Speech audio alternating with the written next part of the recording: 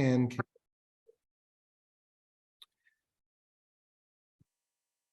So tonight I want to go over the schedule of events for Tuesday, talk about some transportation logistics.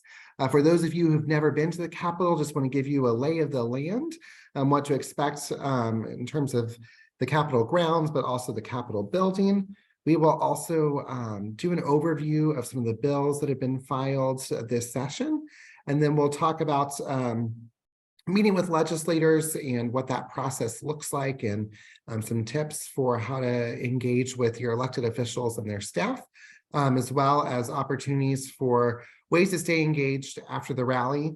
I am going to do my best to answer questions throughout. So if you have a question, please feel free to throw it in the chat box, and I'll do my best to keep an eye on that, but we'll also make sure there's time for folks to ask questions at the end. So on Tuesday, we have Early Childhood Rally Day at the Capitol. This year's event is co-hosted by about 15 different organizations, and we're excited for a really large coalition to be engaged in this work. The day will start at 9:30 with sign making for the rally. There will be half-size poster boards and markers available for folks to make signs to prepare for the rally. You are most welcome to bring your own signs and materials as well.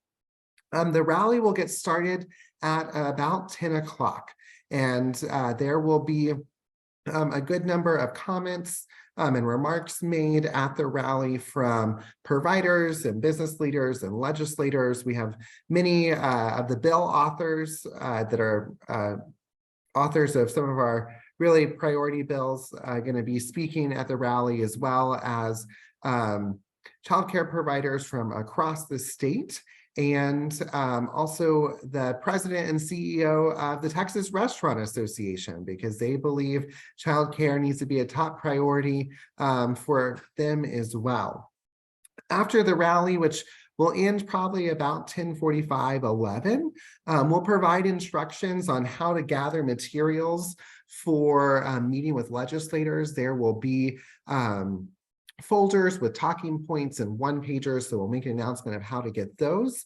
And then the rest of the day will be spent walking the halls and meeting with your senators and representatives' offices, getting to know other advocates and professionals in the field, and networking with them as well. So for those of you who are coming in on Tuesday, we do have a few different transportation options. If you're coming from the Houston, Dallas, or San Antonio areas, there are buses available. That Houston bus has now been confirmed to leave from Katy, from I believe it's Westland Baptist Church is where that bus is leading from. The Dallas bus is leading from Child Care Group's office, and I'm not quite sure where the San Antonio bus is leaving from, but some of our San Antonio folks who are on may know. If you'd like to ride the bus, they're going to leave pretty early in the morning. They'll also return that same day, and you can scan that QR code to sign up, or you can send myself or really Kirsten Reed, our wonderful advocacy coordinator, an email, and I'll put her email in the chat. She can provide you more instructions. I believe there's room still on all of the buses leaving from all of the various cities.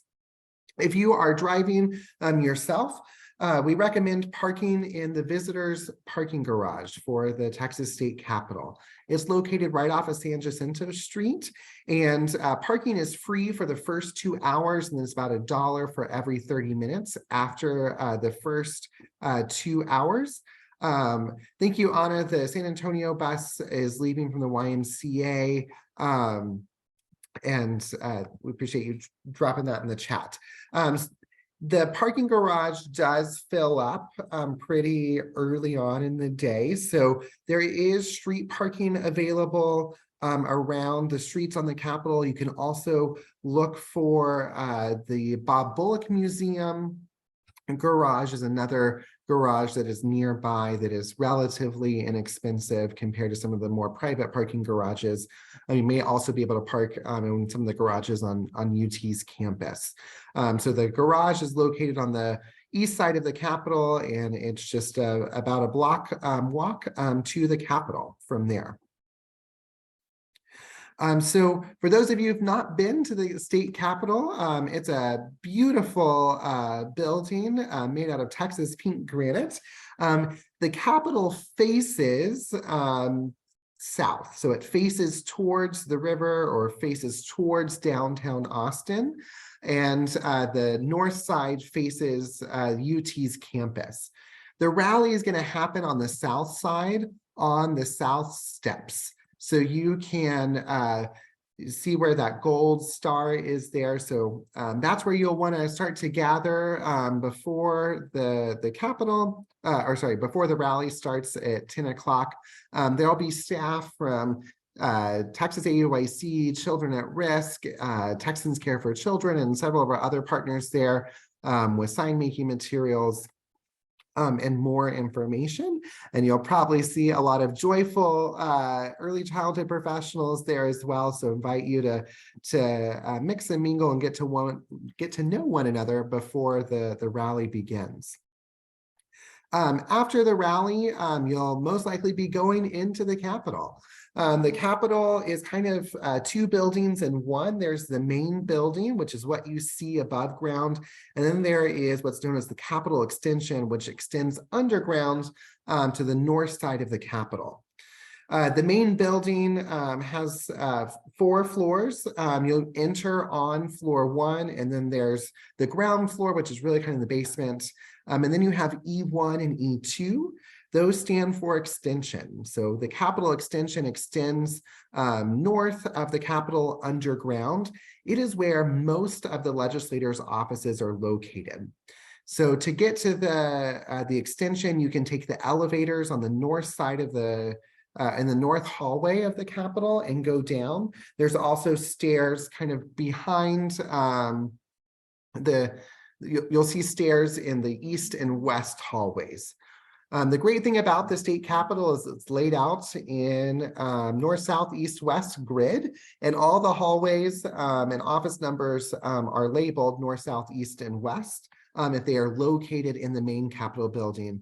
If the offices are located in the extension, they'll be labeled E1 or E2, and then each hallway has a number.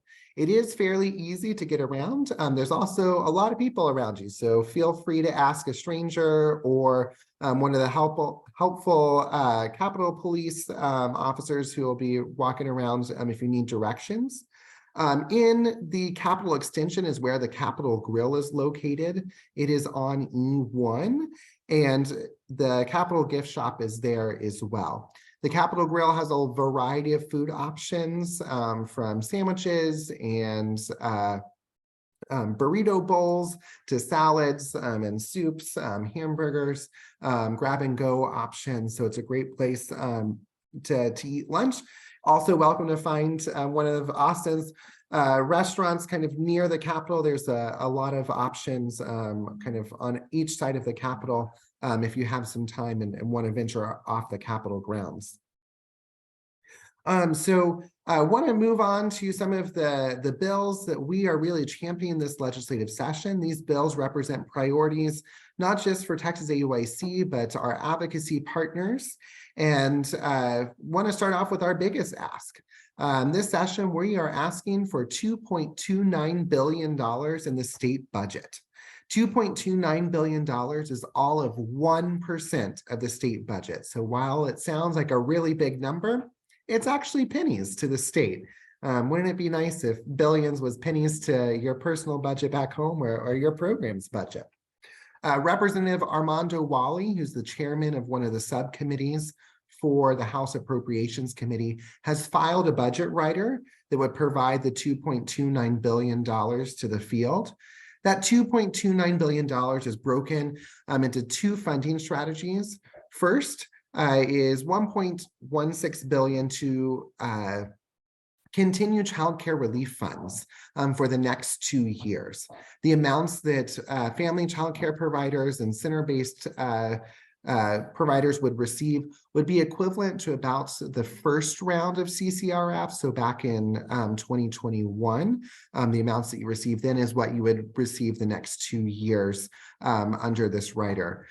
The second use of funds would be to provide early childhood educators with a $6,000 to $10,000 recruitment and retention stipend for the next 2 years.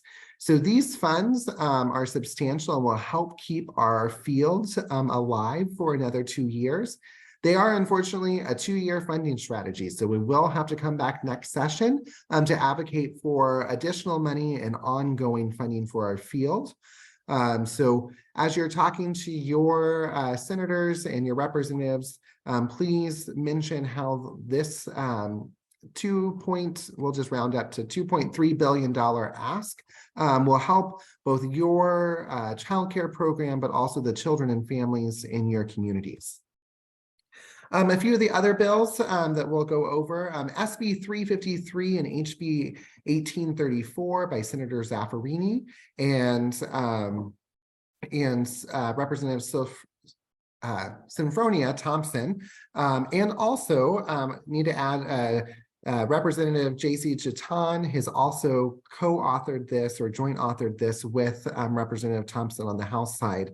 For those of you who are working in subsidized childcare, you know that right now, if your published tuition rates are lower than the reimbursement rate that your local board would reimburse you, they're only going to reimburse you at your published tuition rate. This would change that so that the board is reimbursing everyone the same amount, and you're getting reimbursed the maximum rate possible regardless of your published tuition rate. So this would really help eliminate some of the inequities we see in our field, where providers serving lower income families whose tuition rates are often lower than those serving higher income families, they get reimbursed lower. So this would make the reimbursement rate kind of even across all providers, regardless of the socioeconomic status of the families that you're serving or the community in which your program is located. An exciting bill from Senator West and Representative Tallarico would exempt certain childcare programs from paying property tax. So while it wouldn't be a direct investment in childcare, it would help eliminate some of the operating cost and help balance that budget a little bit. So we won't say it's going to solve it all, but it's a great step into reducing property tax burdens that many childcare programs face.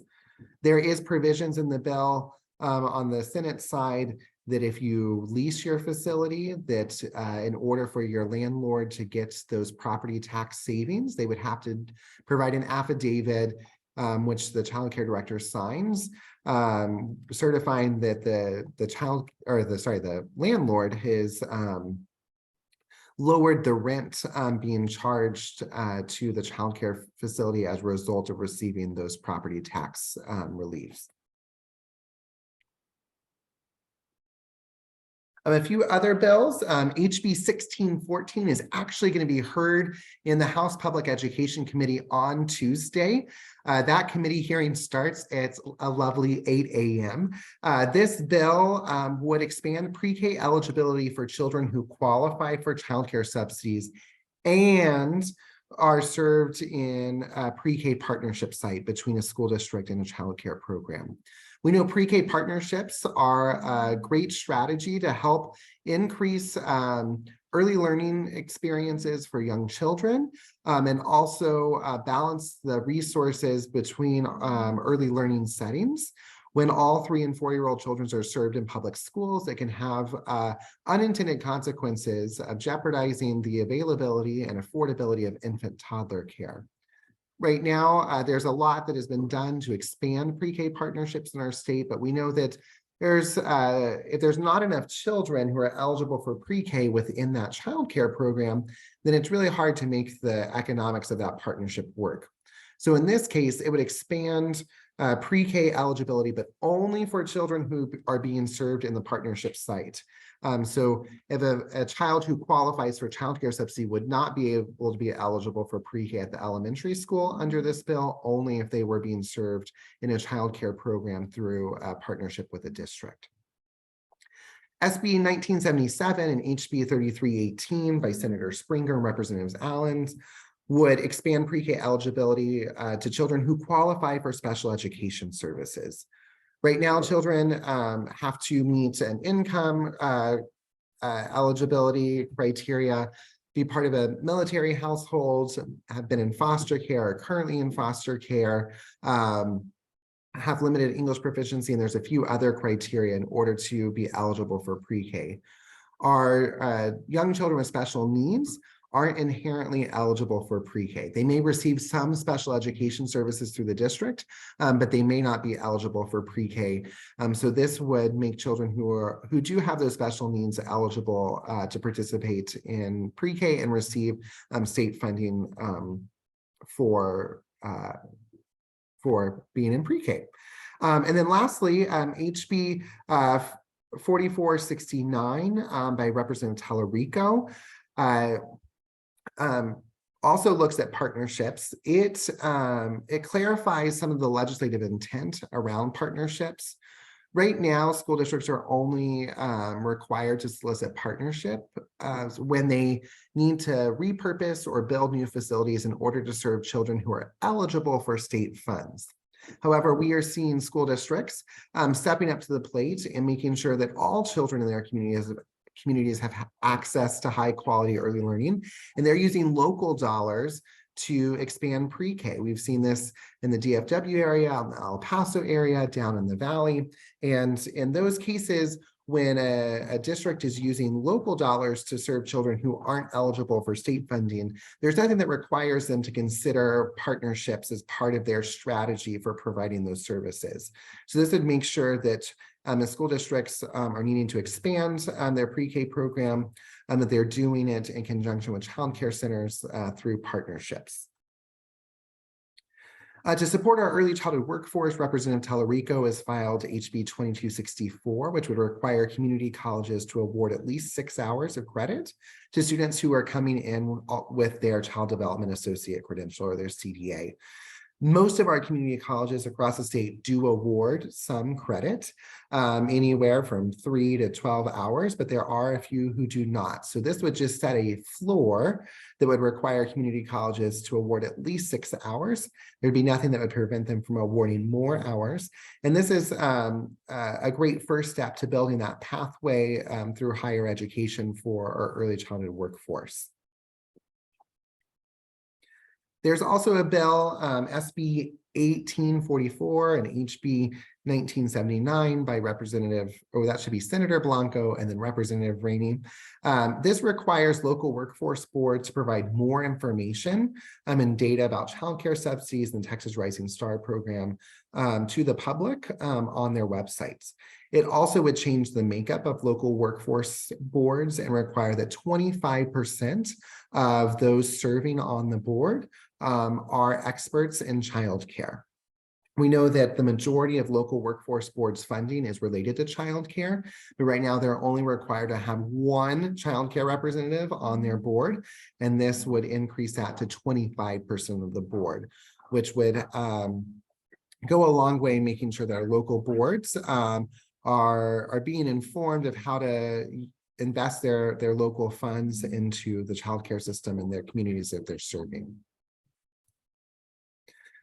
So the most important part of the day really is meeting with your legislators. I also want to apologize. My dog is scratching up a storm in his crate, so I hope you can't hear too much of that background noise. After the rally, we encourage you to have meetings with your representatives and your senators. You're mostly going to be probably meeting with their staff and not actually the member. It's great when you can get those meetings with the actual members, but they're pretty hard to come by. Texas AYC and some of our advocacy partners have been reaching out to set meetings with state senators' offices. Kirsten on our team has been trying to set those. There's only 30 senators, so it's easy-ish to get those 30 meetings scheduled. It is up to you to schedule meetings with your state representative's office.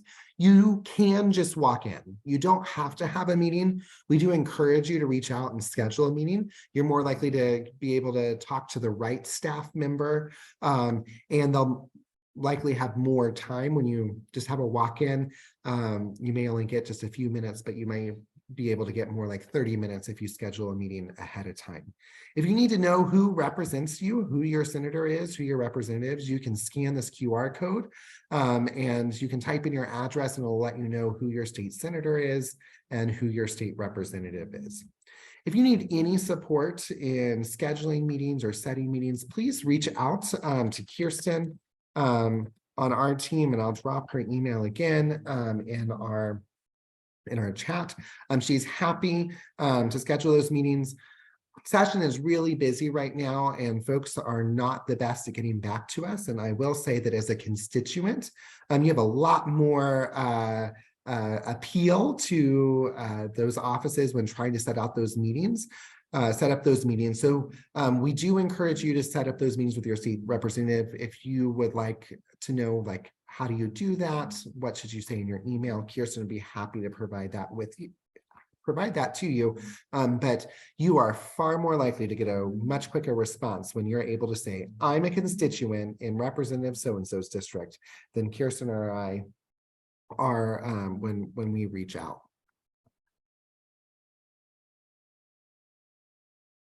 So when you go and you meet with your legislators, you really want to think about what you want to share ahead of time. Your story is the most powerful thing you have when it comes to advocating for our field.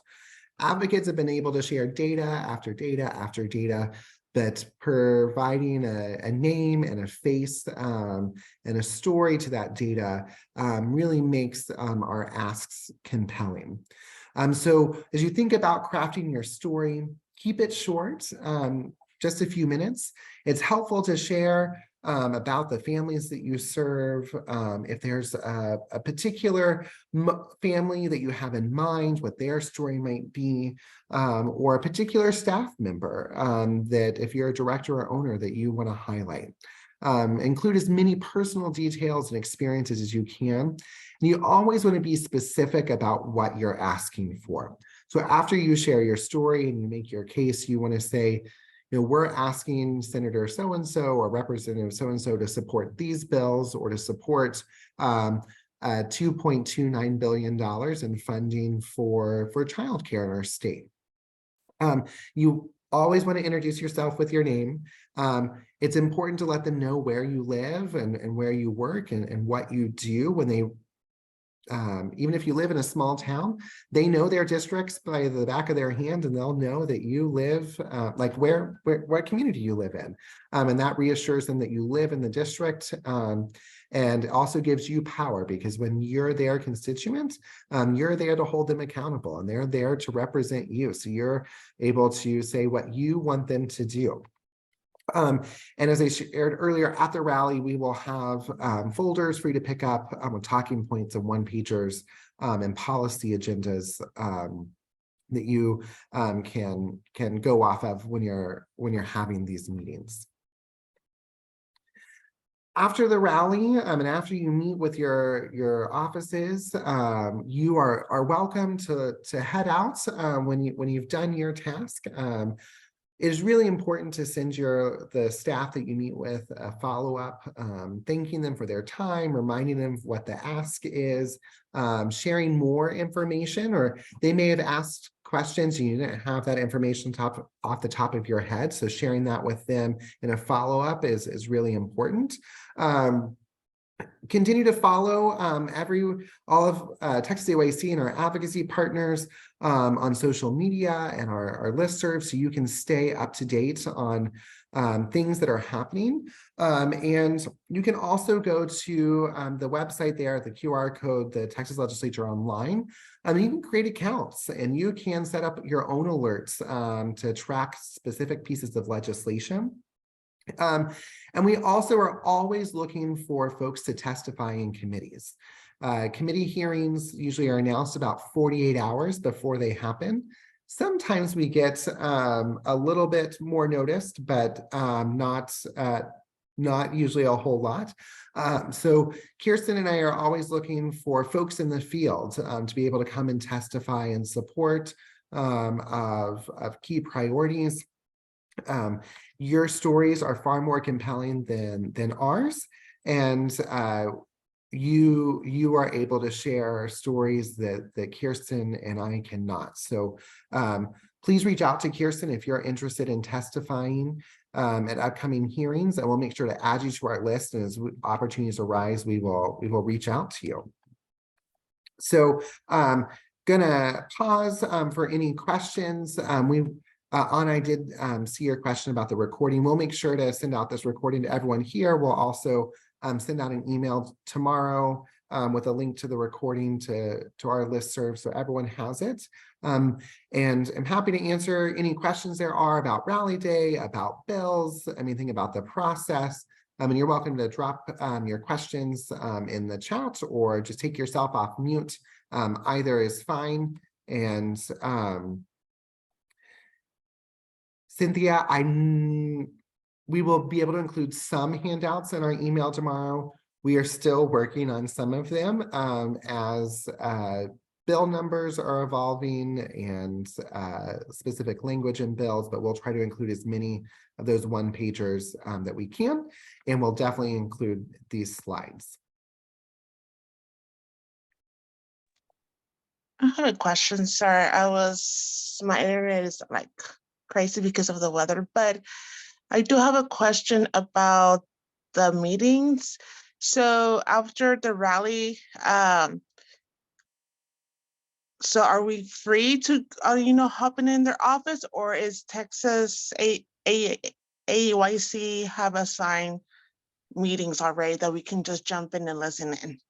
Yeah, a combination of both. So we've been focused on trying to set meetings with senators' offices. There's 30 senators and then 150 members of the House of Representatives. So 30 meetings was a little more manageable for us. So we can let you know if your senator's office has responded and set a meeting. But you also can just walk into an office and say, I'm a constituent in this representative's district, and I'd like to talk to someone about childcare. And they will find someone to talk to you. And you have, so if there's not a meeting already scheduled, feel free just to walk into the office. You might also connect with other folks who are from your community at the rally, and you can go together. So we definitely want you to have as many meetings as possible, and you can reach out to Kirsten and she can let you know if a meeting has been set for your particular senator. There's a great question about connecting with the representative for where you live versus where you work. And I would say both. It's always valuable to say I'm a constituent and I reside in your district. It is also equally valuable to say I'm a business owner or I work in your district because that's important to them as well. Cynthia asked a great question. Is our focus more on what we support versus what we don't? And that is true. It's always, unless there's something that is just really dangerous to the field, we typically want to say what we want them to do. So providing specific bills of support or the amount of funding that we're looking for. It also is something that they enjoy doing more. They don't necessarily enjoy killing legislation, but they do enjoy supporting legislation because they are usually bringing value back to their district. Tim asked or made a really great comment. So when we think about the rider, and the rider, just to explain what a rider is, the state budget is its own beast, it's its own kind of piece of legislation.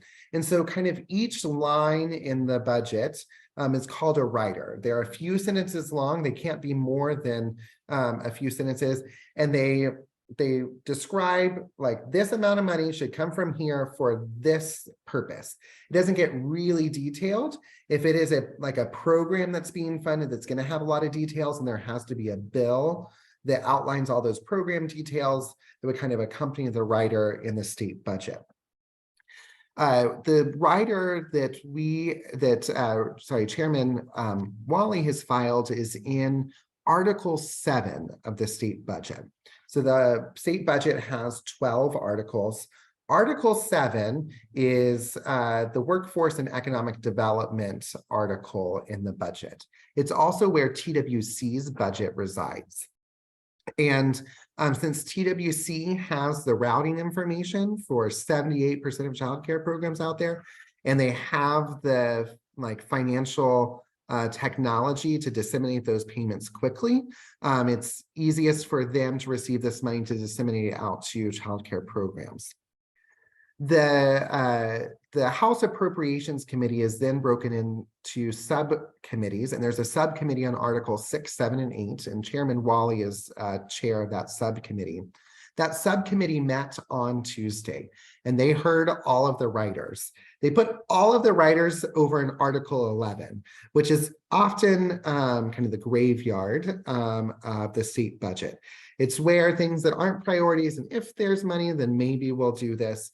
So we are wanting to put on the pressure to both the subcommittee on Article 6, 7, 8, but all legislators, that this money needs to be directed to Article 7, because if it's in Article 7, then it's happening. So great comment there, Tim, and happy to explain more about state budget process the best I can. We are getting to a place in the budget process where things are about to be not public. So there's a certain point where the House and the Senate go into what's called conference, and they are locked doors, and only the members of the conference committee and about one of their staff are allowed in that room. They are not public hearings. And that's where all the nitty-gritties get hashed out. And then those final versions go to be voted on by the House and the Senate, and things are kind of done. So we need folks to, across both chambers of the legislature and across both parties, to fully support the funding for childcare. While it is only 1% of the state budget, it's got to be the priority of a good chunk of legislators in order to make it into the final budget.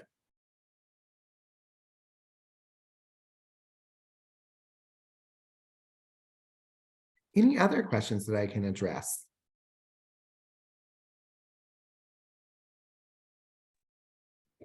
I have a comment in answer of Tim's question of a list of meetings. I was just checking an email from Kristen and the legislative aide for Lacey Hull has, quote, a few minutes to briefly meet with our group at 1:30. And so I'm going to be there. I was putting it into the chat, but I'm very slow. So I thought I would just jump in and share that in case anybody else is a constituent of hers. I will say, Diane, that Lacey Hull has filed an interesting bill related to childcare. It would require TRS to include caregiver and parent comments in the star rating process, which I think might be a little tricky from an objective standpoint. But it's a great gateway into the conversation, because it shows that she cares about childcare and early learning. And, as an opportunity to say, hey, we noticed you filed a bill.